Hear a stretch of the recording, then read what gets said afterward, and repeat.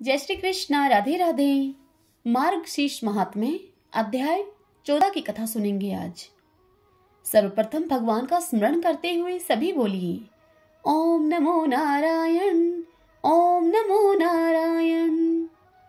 श्री विष्णु भगवान ब्रह्मा जी से बोले, हे वत्स, इस प्रकार मार्गशीर्ष माह के शुक्ल पक्ष में एकादशी व्रत करके दूसरे दिन प्रातःकाल द्वादशी में विद्वानों को यथाविधि उपचारों से मत्स्य उत्सव करना चाहिए। मार्गशीर्ष मास की दशमी के दिन बुद्धिमान मनुष्य नियम में स्थित होकर यथाविधि देवार्चन करके अग्नि कार्य करे। शुद्ध वस्त्र पहनकर प्रसन्नचित मन से संस्कृत हव्य अन्न को पकाकर नंगे पांव ही जाए। वहां पुनः पैरों को धोकर 8 अंगुल जितनी दूध वाले वृक्ष की दातुन का भक्षण करे, अर्थात दांतों से कुच्ची बनाकर दांतों को और जीभ को शुद्ध करे और फिर यतन पूर्वक आचमन करे तथा समस्त आकाश की तरफ देखकर मुझ गदाधर का ध्यान करे, जिसके हाथ में शंख चक्र गदा विराजमान हैं और जो किरीटधारी तथा पीतांबरधारी हैं और कमल समान प्रसन्न मुख हैं तथा समस्त लक्षणों से युक्त हैं। इस तरह ध्यान करके हाथ में जल लेकर सूर्य नारायण के बिंब में ध्यान करके उसी बिंब की ओर मनुष्य हस्त जल से अर्घ्य देवे। हे चतुर्भुज, अर्घ देने के समय ऐसा कहे कि हे पुंडरीकाक्ष, आज एकादशी में निराहार रहकर दूसरे दिन मैं भोजन करूंगा। हे अच्युत, आप मेरे रक्षक हैं।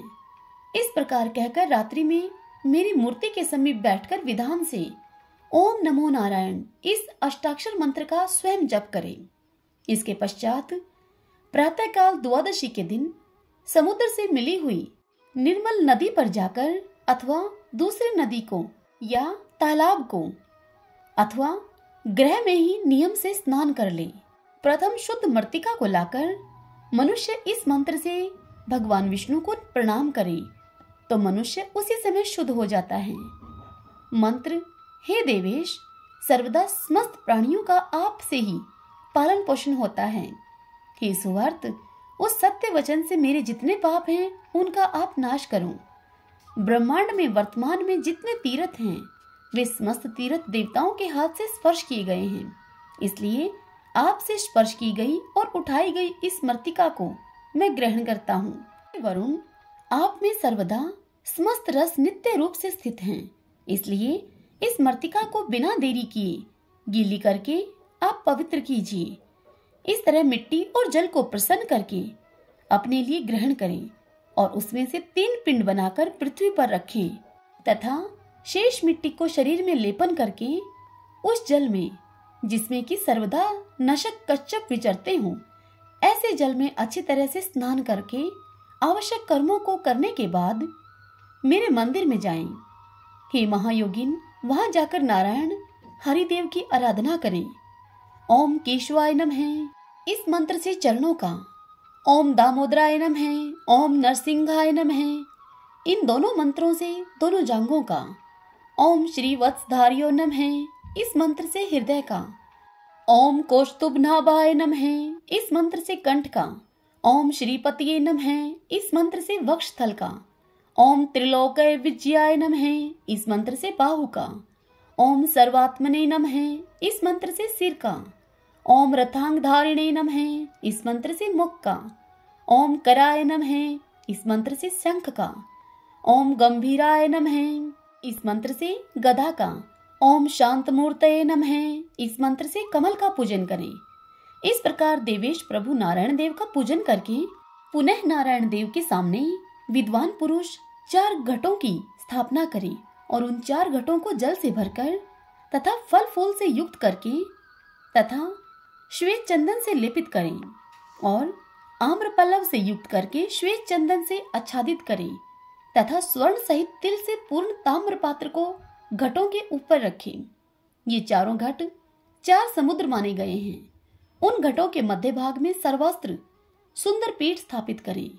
इस पीठ पर स्वर्ण, रजत, ताम्र अथवा काष्ठ का पात्र स्थापित करें और उस पात्र में जल भरकर स्वर्ण के बने हुए मत्स्य रूप जनार्दन देव भगवान को स्थापित कर दें तथा देव देव अर्थात मत्स्य भगवान को अंगों से युक्त करके श्रुति और स्मृति अर्थात 4 वेद 18 धर्म स्मृतियों से विभूषित करके अनेक प्रकार के भक्ष्य पदार्थ और फल पुष्पों से शोभित करें।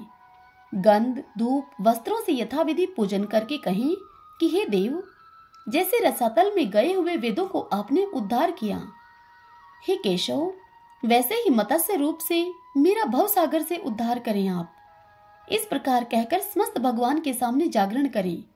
अपने सामर्थ्य के अनुसार प्रातःकाल होने पर उन 4 घटों को 4 ब्राह्मणों को दे देवें।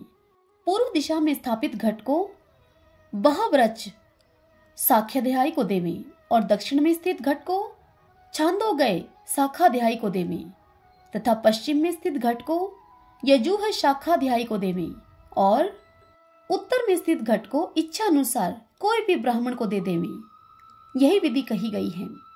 पूर्व के घट से ऋग्वेद भगवान प्रसन्न होते हैं, दक्षिण के घट से सामवेद भगवान प्रसन्न होते हैं, पश्चिम के घट से यजुर्वेद भगवान प्रसन्न होते हैं और उत्तर के घट से अर्थवेद भगवान प्रसन्न होते हैं। इस कर्म योग से प्रत्येक के लिए प्रसन्न हो ऐसा कहें। स्वर्ण के मत्स्य रूप भगवान को आचार्य के लिए देवें और कर्म से गंध वस्त्र आदि विधिवत पूजन करके देवें। जो इस रहस्य सहित विधान को मंत्र पूर्वक करता है और विधिवत दान आदि देता है, उसको कोटि गुना फल होता है। जो गुरु को देने के लिए निश्चय कर लेता है लेकिन बाद में मोहवश देता नहीं है, वह पुरुष अन्य पुरुषों में अधम और कोटि जन्म तक नरक की यातना भोगता है। जो मनुष्य विधान किए गए इस उपदेश का पालन करता है, इसके अनुसार वह दान प्रदान करता है, उसको विद्वानों ने गुरु कहा है। इस विधान से दान आदि करें और द्वादशी को मेरी पूजा करें। अनेक प्रकार के उत्तम अन्न से ब्राह्मणों को भोजन करवाकर अपने सामर्थ्य के अनुसार उन्हें दक्षिणा देवे। बाद में वह मनुष्य स्वयं जितेंद्रिय और मौन होकर विप्रों के साथ भोजन करे। जो मनुष्य इस विधि से मत्स्य भगवान का उत्सव करता है, हे वत्स ब्रह्मा, हे सत्य वचन पालन करने वालों में सर्वश्रेष्ठ, उस मनुष्य के पुण्य फल को मैं तुमसे आगे कहूंगा। आप सुनिए। यदि सहस्त्र मुखों में, हे महावर्त, जिस भी पुरुष की आयु ब्रह्मा के तुल्य हो, तो ही वह इस धर्म के फल को कहने में समर्थ हो सकता है। जो मनुष्य इस श्रेष्ठ द्वादशी कल्प को भक्ति से श्रवण करता है, वह समस्त पापों से मुक्त हो जाता है। हरि ओम तत्सत। ओम नमो नारायण।